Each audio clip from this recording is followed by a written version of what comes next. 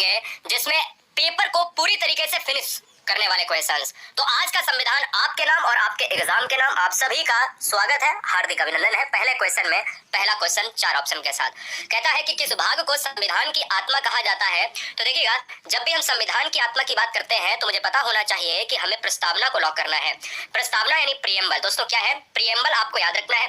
प्रस्तावना क्या है? जो शुरू होता है हम भारत के लोग भारत को संपूर्ण है ना, इस तरीके से हम भारत के लोग भारत को संपूर्ण प्रभुत्व संपन्न समाजवादी पंथ निरपेक्ष डॉट डॉट डॉट। तो ये भारत की प्रस्तावना है, भारत के संविधान की प्रस्तावना है, जिसको संविधान की आत्मा कहा जाता है।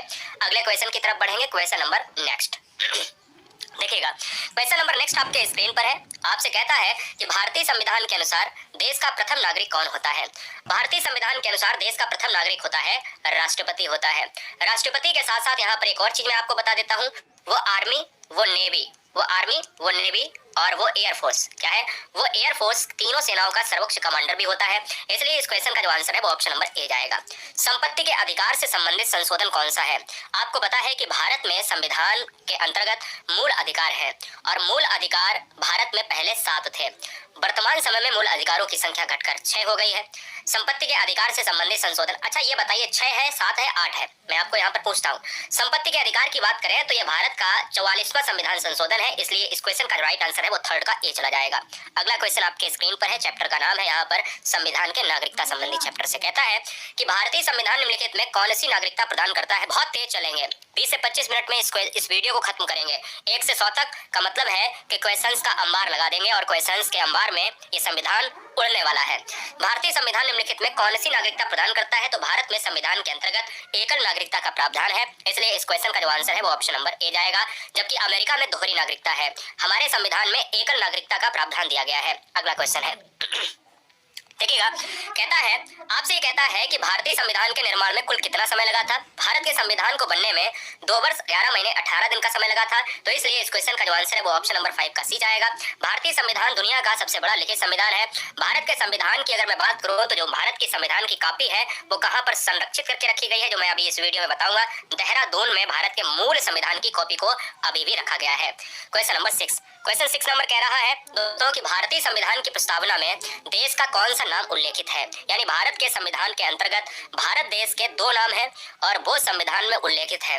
वो संविधान में जो उल्लेखित है भारत अर्थात इंडिया, यानी या भारत और इंडिया। इस क्वेश्चन का जो राइट आंसर है वो ऑप्शन नंबर सी हो जाएगा। Be the people of India, इस तरीके से हम भारत की प्रस्तावना को इंगित करते हैं। आंसर हमारा सी हो जाएगा। अगला क्वेश्चन है, संविधान सभा की पहली बैठक फर्स्ट मीटिंग ऑफ कॉन्स्टिट्यूशन की बात करें तो हम यहाँ पर देखिए, जब भी हम कहते हैं ना 9 दिसंबर को 1946 का वक्त था, इसमें संविधान सभा की पहली बैठक हुई और इसी में अस्थायी अध्यक्ष को चुना गया और वो थे सच्चिदानंद सिन्हा। कौन थे? सच्चिदानंद सिन्हा थे, ये आपको याद रखना है।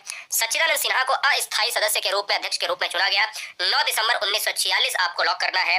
आंसर हमारा डी लॉक होगा। अगले क्वेश्चन की तरफ बढ़ेंगे, 8 नंबर देखिए 8 नंबर कहता है भारत का मूल संविधान कहां से प्रकाशित हुआ था। भारत के मूल संविधान की अगर मैं बात करूं, प्रकाशित होने का जो स्थान था वो था उत्तराखंड। उत्तराखंड में कहां पर? उत्तराखंड में देहरादून आपको लॉक करना है। तो आंसर हमारा डी लॉक होगा। अगले क्वेश्चन पर आएंगे, भारत का मूल संविधान कहां पर संरक्षित है। याद रखिएगा, आप देखिएगा जब मूल संविधान की बात करते हैं तो देहरादून से प्रकाशित हुआ, कुछ दिन देहरादून में रहा। अगर हम वर्तमान समय की बात करें तो भारत में जो वर्तमान समय के अंतर्गत मूल संविधान को संरक्षित करके रखा गया है वो रखा गया है संसद भवन में। और संसद भवन का मतलब है कि ऑप्शन नंबर बी लॉक हो जाएगा। संसद भवन, जिसको हम पार्लियामेंट कहते हैं। क्वेश्चन नंबर 10, संविधान के किस भाग में नीति निर्देशक तत्वों को शामिल किया गया है। बताइए, नीति निर्देशक तत्वों को शामिल किया गया है। स्वागत है। देखिएगा, नीति निर्देशक तत्व यानी जो जन कल्याणकारी राज्य यानी वेलफेयर स्टेट की स्थापना करते हैं। नीति निर्देशक तत्वों की बात करें तो 11 नीति निर्देशक तत्वों का यहाँ पर वर्णन किया गया है।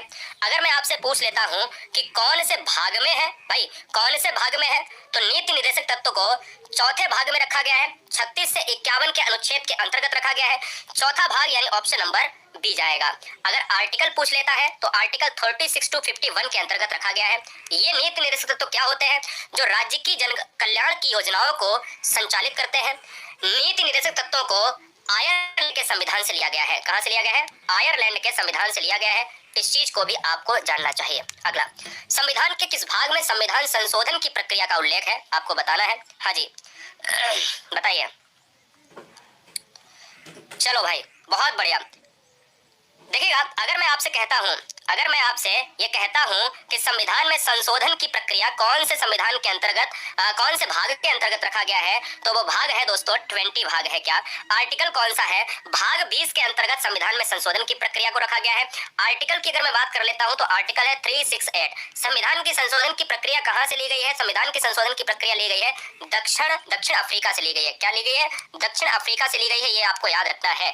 अगला क्वेश्चन आपके स्क्रीन पर है, 74वें संविधान संशोधन के अंतर्गत कौन से यानी 74वें संविधान संशोधन अधिनियम द्वारा भारतीय संविधान में कौन सी अनुसूची को जोड़ा गया है? चलो देखिएगा, जब भी हम 74वां संविधान संशोधन देखते हैं तो उसका सन आपको याद रखना है 1992 में इसको यहाँ पर संशोधित किया गया। ये 74th जो है एक्ट है, इसको 1992 में यहाँ पर इंडिकेट किया गया। और मैं ये कहता हूँ दोस्तों, इसके अंतर्गत बहुत सारी चीजों को वर्णित किया गया, लेकिन आपको याद रखना है 12वीं अनुसूची और 11वीं अनुसूची दोनों पर कार्य किया गया। आंसर हमारा ऑप्शन नंबर डी के साथ चला जाएगा। अगले क्वेश्चन की तरफ बढ़ेंगे। अगला क्वेश्चन आपके स्क्रीन पर है, आपको लॉक करना है। जवाब दीजिए। स्वागत है। देखिएगा, अगर हमसे ये कहता है, क्या कहता है? 500 से अधिक रजवाड़ों यानी देसी रियासत को रजवाड़ा कहा जाता था। रजवाड़ों के भारत में विलय के लिए कौन उत्तरदायी था? जब भी कोई भी बहुत सारे स्टेट, बहुत सी ऐसी रियासतें जो अलग अलग वेलफेयर के तौर पर थी और अलग अलग देशी रियासतों को, रजवाड़ों को एक सूत्र में पिरोकर बांध दिया गया, और उस सूत्र को पिरोकर बांधने वाले कौन थे? सरदार वल्लभ भाई पटेल साहब। इसलिए इस क्वेश्चन का जो आंसर है वो ऑप्शन नंबर सी चला जाएगा। अगला क्वेश्चन है 14 नंबर कि नए राज्य के गठन अथवा सीमा में परिवर्तन करने का अधिकार किसको है? दोस्तों आपको पता होना चाहिए कि जब भी कोई नया राज्य बनेगा, तो नया राज्य जब बनेगा तो उसमें पहले वाला राज्य का के बीच में एक यानी कहीं ना कहीं बैरियर आएगा। भाई एक चीज है और इसको काट के हम करेंगे तो ये सीमाओं का निर्धारण भी होगा। एक अलग राज्य ए और दूसरा राज्य बी, कहीं ना कहीं इनके नामों का भी निर्धारण होगा, उनकी राजधानी का निर्धारण होगा, उनके नाम बदले जाएंगे। तो इसको किसको कहा जा सकता है? ये कर सकता है संसद, कर सकता है पार्लियामेंट, कर सकता है।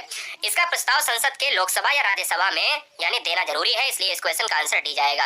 अगला क्वेश्चन आपके स्क्रीन पर है कि भारत में संविधान को कब अपनाया गया? बहुत आसान प्रश्न है। भारत में संविधान की जब भी बात होती है ना मेरे लाल, तो आपको पता होना चाहिए कि भारत में जो संविधान की बात करी गई है तो अपनाया गया। और एक क्वेश्चन शायद आगे मिल जाए यहाँ पर, मुझे लगता है कि आगे मिलेगा आपको, कोई दिक्कत नहीं, मैं आपको बताऊंगा। देखिएगा, जब भी आप अपनाने की बात करेंगे तो यहाँ पर क्या है? अपनाने की बात करेंगे तो 26 नवंबर 1949 मारेंगे। हम भारतीय संविधान में जब पढ़ते हैं तभी हम कहते हैं 26 नवंबर क्या है? 26 नवंबर दोस्तों होती है न्याय की तारीख, यानी 26 नवंबर को संविधान दिवस मनाते हैं। संविधान दिवस 26 नवंबर को क्यों मनाते हैं? क्योंकि संविधान दिवस इसी दिवस के रूप में इसलिए मनाते हैं क्योंकि हमने इसको अपनाया था। हमने लागू कब किया था? हमने लागू किया था संविधान को 26 जनवरी 1950 को। लागू करने में और अपनाने में जमीन आसमान का फर्क है, तो आंसर हमारा किसके साथ जाएगा? 26 नवंबर 1949। और लागू करने के लिए ये डेट है, अपनाने के लिए कौन सी डेट है? ऑप्शन नंबर बी वाली। देशीयकरण द्वारा नागरिकता प्राप्ति करने का एक तरीका क्या है? देशीयकरण। देशीयकरण में क्या होता है? देखिए, भारत में एकल नागरिकता का प्रावधान है, जबकि हमने ये आपसे कहा कि अमेरिका में दोहरी नागरिकता है। देशीयकरण द्वारा नागरिकता तभी प्राप्त हो सकती है जब आप विदेशी पुरुष से विवाह कर लें। जब आप विदेशी पुरुष से विवाह कर लें, तो इसलिए इस क्वेश्चन का जो आंसर है वो ऑप्शन नंबर सी होगा। अगला क्वेश्चन है 17 नंबर आपके स्क्रीन पर, आपको लॉक करना है।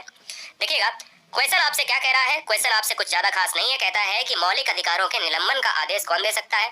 मौलिक अधिकार का मतलब होता है कि भारत में कुछ नागरिकों को बहुत सारे मौलिक अधिकार प्राप्त हैं।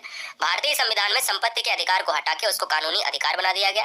और मैंने आपको बोला कि मौलिक अधिकार का निलंबन कौन कर सकता है, तो मौलिक अधिकार का जो निलंबन है वो राष्ट्रपति कर सकता है। इसलिए इस क्वेश्चन का जो आंसर है वो डी ऑप्शन सही हो जाएगा।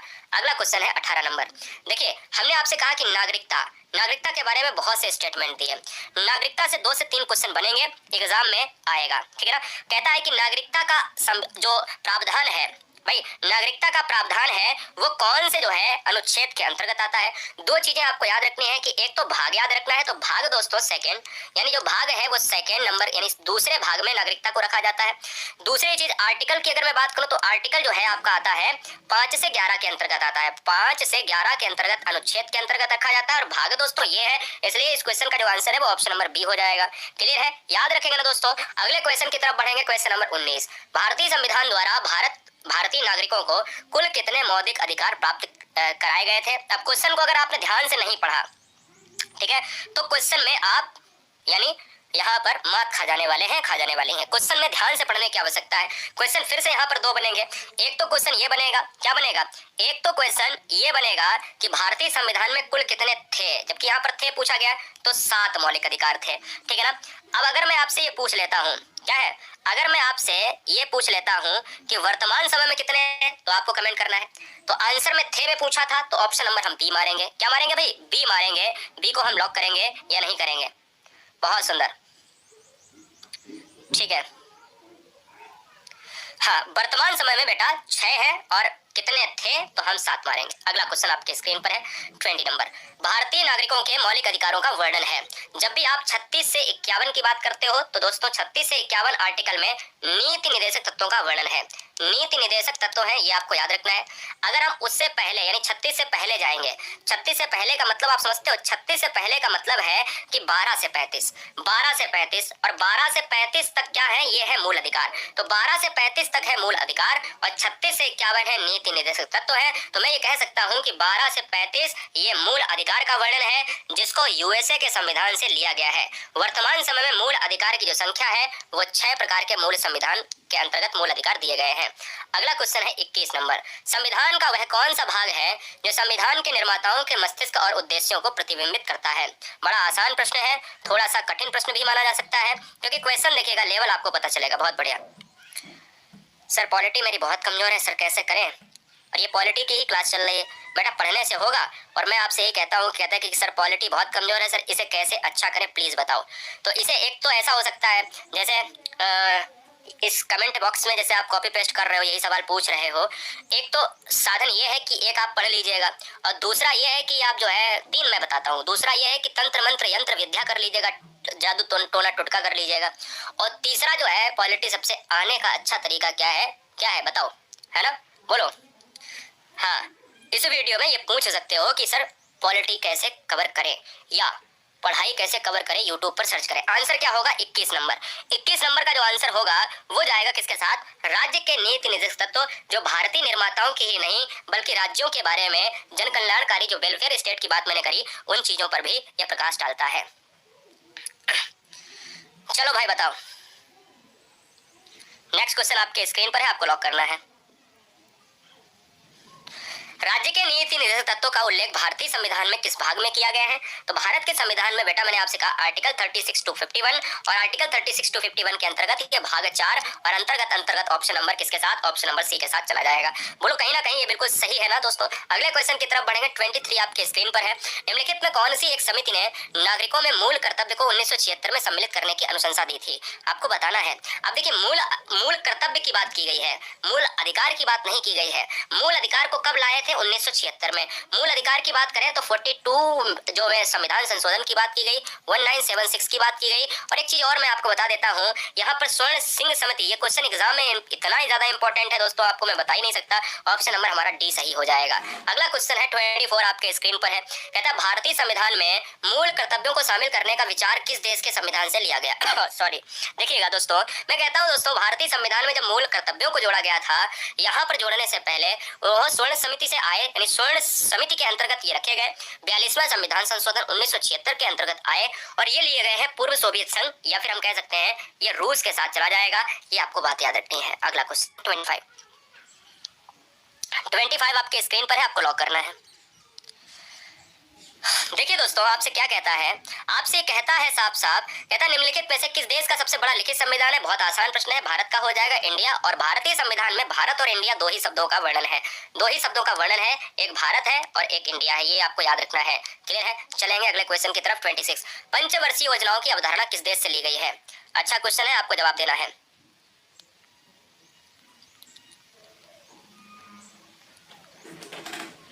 चलो भाई बताओ।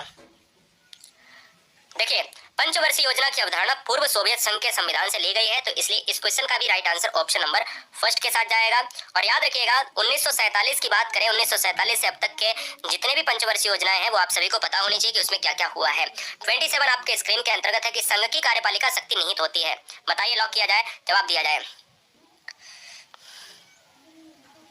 देखिए, संघ की कार्यपालिका शक्ति आर्टिकल 53 के अंतर्गत निहित होती है, वो भी राष्ट्रपति के अंतर्गत।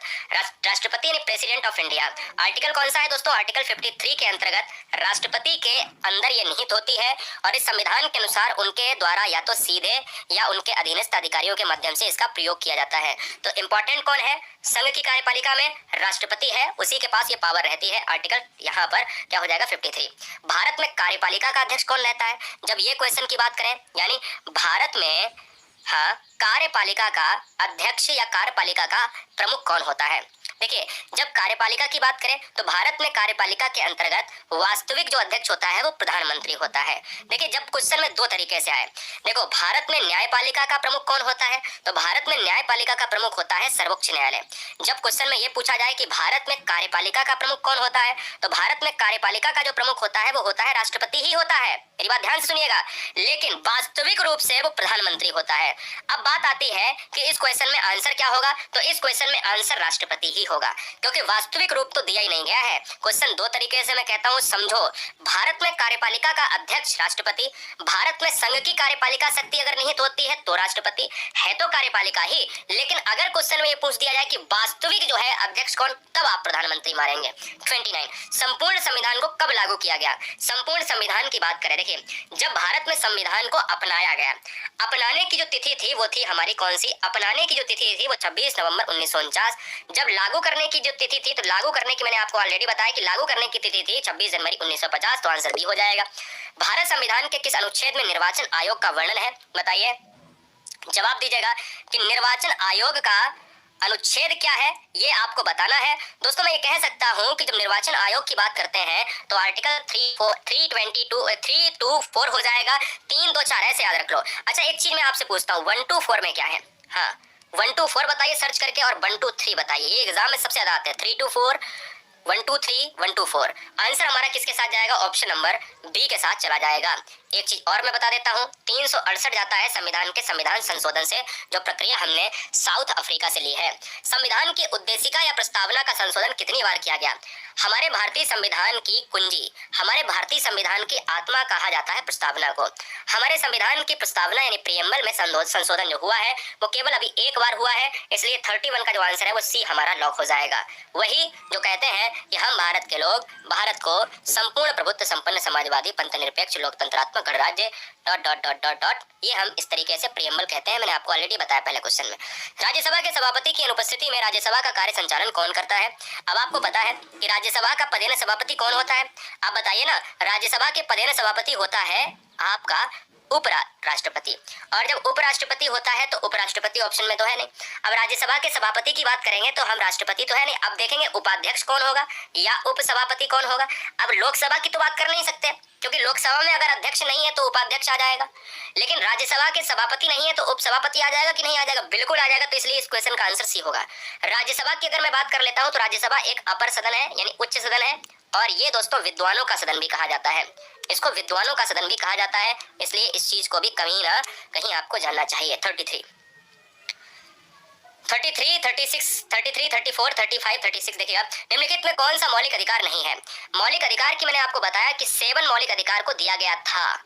वर्तमान में 6 में कितने वर्तमान में हैं और कौन सा नहीं है? संपत्ति का अधिकार कौन से अंतर्गत गया है? कौन से संविधान के संशोधन 44वें संविधान संशोधन के अंतर्गत इसको कानूनी का अधिकार बना दिया गया है, इसलिए इस क्वेश्चन का आंसर डी हो जाएगा। अगला, विधान संशोधन की प्रक्रिया का वर्णन किस अनुच्छेद में है? विधान संशोधन की प्रक्रिया का वर्णन है 368 में है, जो दक्षिण अफ्रीका से लिया गया है। भारतीय संविधान लागू करते समय इसमें कितने अनुच्छेद, भाग और अनुसूचियां थी? आपको कमेंट करना है, फटाफट बताना है दोस्तों। देखिए, जिस समय भारत का संविधान लागू हुआ था उस समय जो अनुसूचियां थी वो थी 8। उस समय अनुसूचियां 8 थी, और अगर हम आर्टिकल की बात करें तो 395 ही आर्टिकल थे। तो अब 8 अनुसूचियां वाला आप ले लीजिएगा, 8 अनुसूचियां वाला ले लीजिएगा तो ऑप्शन नंबर में लगता है कि ऑप्शन नंबर फर्स्ट हमारा सही बैठ जाएगा। तो हम कहेंगे सर बिल्कुल बैठ जाएगा, क्योंकि वर्तमान समय में 12 अनुसूचियां हैं। तो वर्तमान जब प्रेजेंट की बात करेंगे तो एक बार ये वाला आ जाएगा, क्योंकि यही सटीक है प्रेजेंट में। और ये हमसे कह रहा थे जिस समय संविधान बना था, तो उस समय हमारा ये वाला आंसर सही हो जाएगा। तो 35 का आंसर ए होगा। जब संविधान लागू हुआ था तब उसमें कितनी अनुसूचियां थी? देखिए, अभी हमने अभी आपको बताया कि देखिए, अगर वर्तमान समय में अगर पूछा जाए कि अनुसूचियों की संख्या तो 12, और अगर हम देखें कि लागू हुआ था यानी भूतकाल में पूछे जब लागू हुआ था दोस्तों, तो हम कहेंगे उस समय 8 अनुसूचियों का यहाँ पर प्रस्ताव देखा गया तो फिलहाल इस क्वेश्चन का आंसर ऑप्शन नंबर ए चला जाएगा। मताधिकार की आयु 21 वर्ष से 18 कर दी गई, बिल्कुल सही बात है। 18 करी गई, शायद 1989 के अंतर्गत रखा गया। आप बताएंगे 21 वर्ष की बात अगर करी जाए तो पहले 21 थी, बाद में 18 की गई। 61वां संविधान संशोधन लाया गया, उसमें कहा गया कि 21 ज्यादा होती है, अब जो है मत देने की, वोट देने की जो उम्र है वो करी जाए कितनी, 18 कर दी जाए, तो आंसर ए हो जाएगा। नीति निर्देशक तत्व का महत्व किसके लिए है बताइएगा। नीति निर्देशक तत्व राज्य के लिए है। राज्य की लोक कल्याणकारी योजनाओं के अंतर्गत नीति निर्देशक तत्व को कभी भी न्यायालय में नहीं चुनौती दी जा सकती है। ये आयरिश संविधान से यहाँ पर क्या लिए गए हैं, भारत में आए हैं, यानी आयरलैंड से लिए गए हैं, जो आर्टिकल 36 और 36 से 51 के अंतर्गत आते हैं। एक चीज और मैं बता देता हूँ, नीति निर्देशक तत्व को भारत के संविधान के भाग 4 में रखा गया है।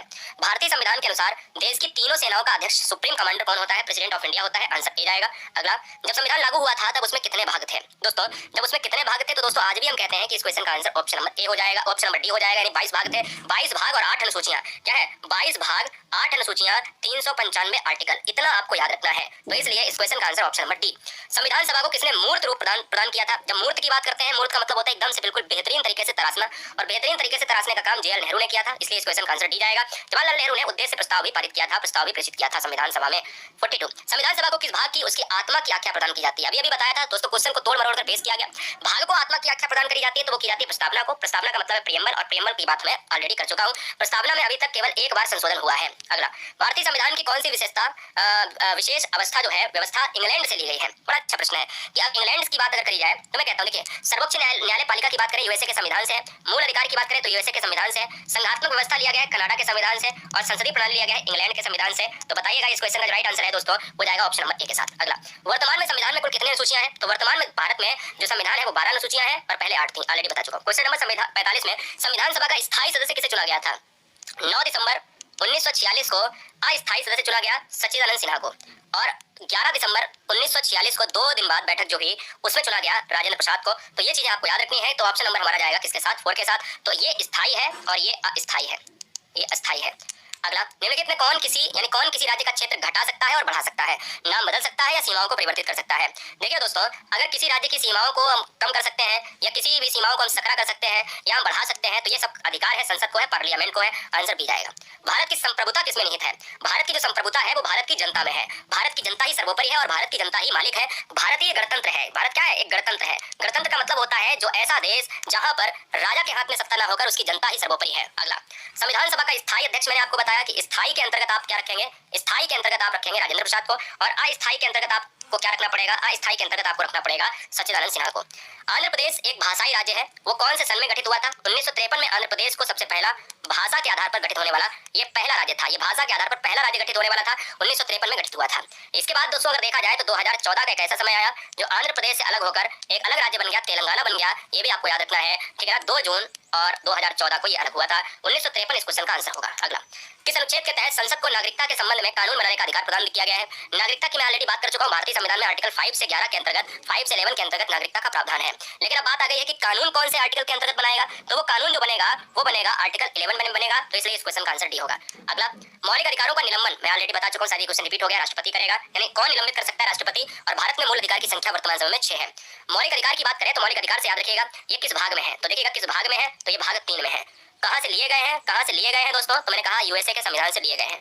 कितने आर्टिकल के अंतर्गत है, आर्टिकल आपको पता होना चाहिए। तो आर्टिकल आपको पता होना चाहिए 12 से 35 के अंतर्गत है। इतनी जानकारी तो आपको मूल अधिकार के बारे में होनी चाहिए, और आंसर हमारा बी हो जाएगा। अच्छा, कितने हैं ये भी तो छूट गया, यानी कितने हैं, तो यहाँ पर आपको 6 याद रखने हैं। अगला, भारतीय संविधान के किस अनुच्छेद में राज्य के नीति निर्देशक तत्व का वर्णन किया गया है। तो ऑलरेडी देखिए बता मैं पूरा चुका हूँ हर जगह, लेकिन अब क्वेश्चन आ रहे हैं।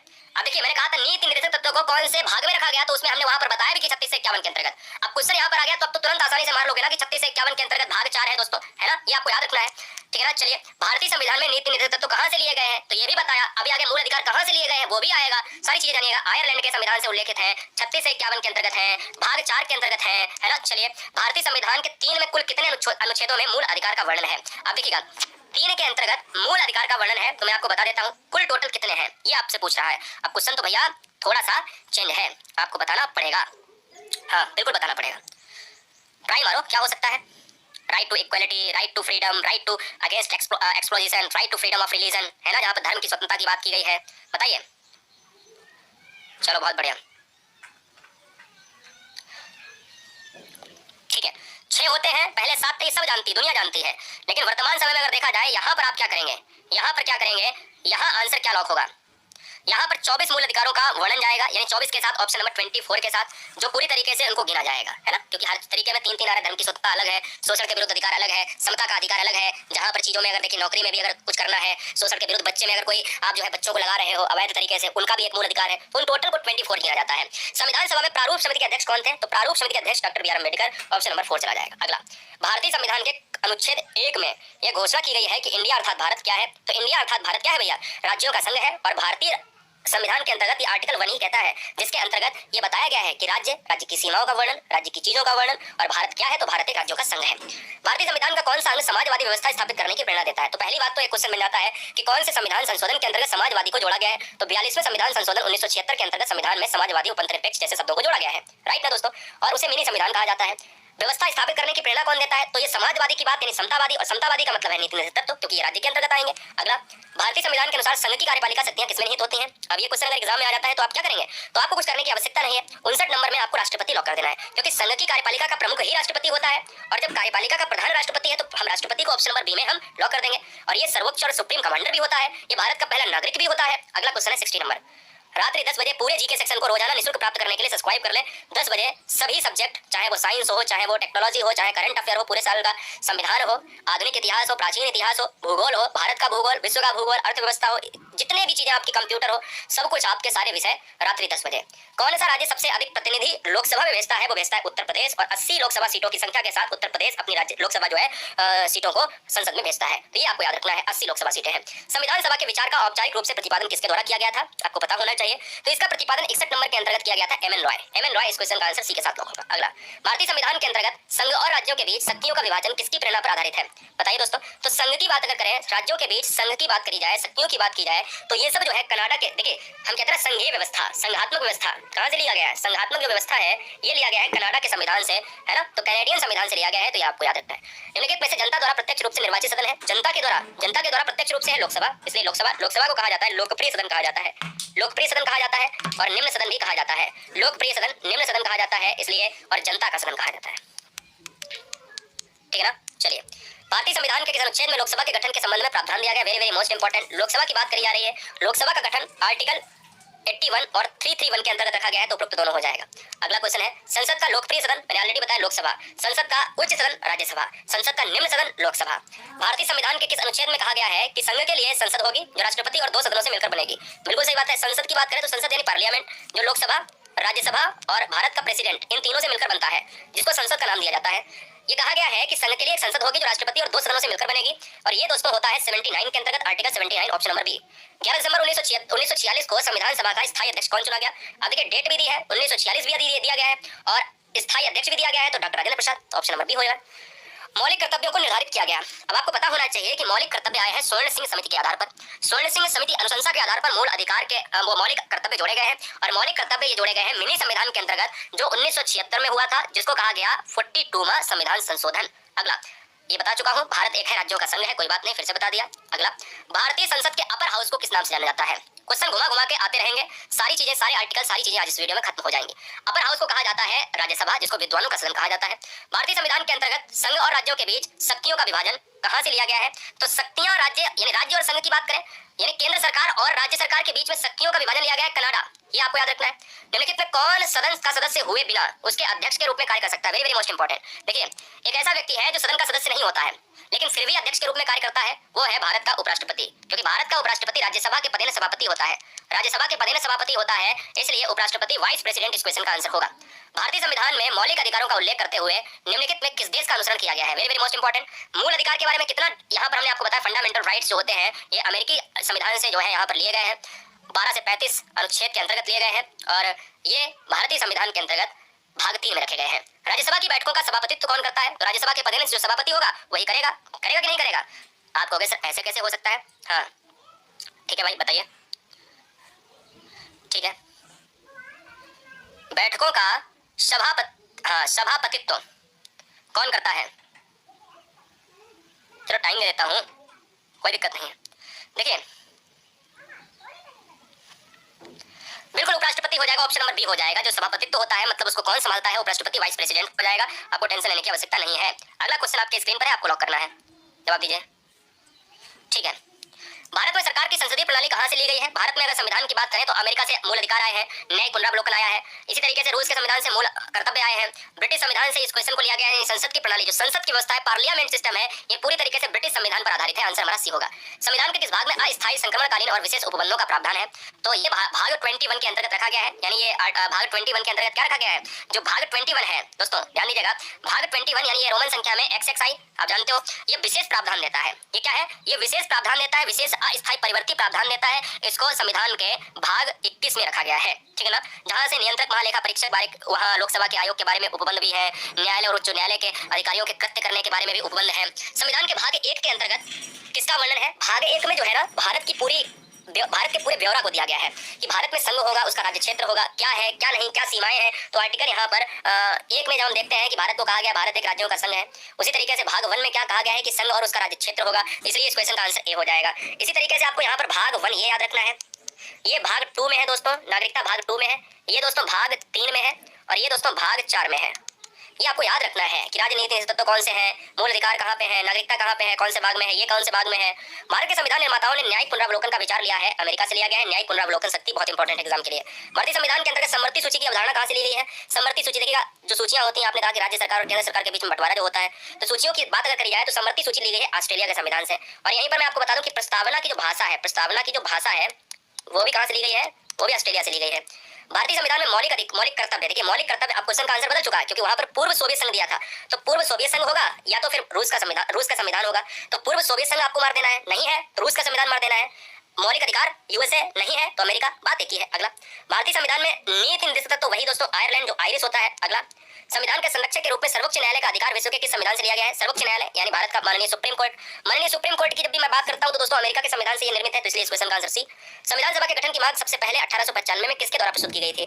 तो सबसे पहले देखिएगा, बाल गंगाधर तिलक ने सबसे पहले मांग करी थी, जो 1895 में ही। बैठक 9 दिसंबर 1946 में हुई। अब देखिएगा कितना फर्क है, 1946 काम 9 दिसंबर 1946 से शुरू हुआ, लेकिन 1895 में नामांकन कर चुके थे बाल गंगाधर तिलक। अगला, लोकसभा का चुनाव लड़ने के लिए इच्छुक व्यक्ति की न्यूनतम आयु कितनी होनी चाहिए? बताइए, इच्छुक व्यक्ति की न्यूनतम आयु कितनी होनी चाहिए? चलो भाई बताओ।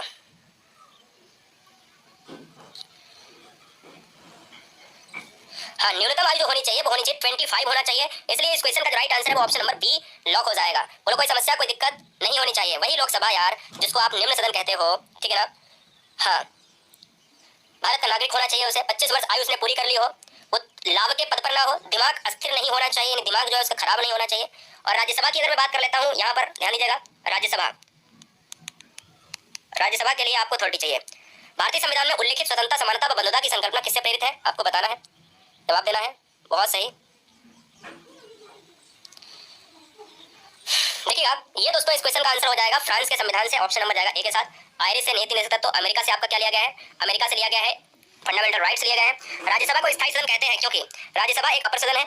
ये दोस्तों विघटित नहीं किया जा सकता, इसको कोई भी भंग नहीं कर सकता, किसी के अंदर दम नहीं है, राष्ट्रपति भी नहीं कर सकता, क्योंकि एक स्थायी सदन है और उच्च सदन है।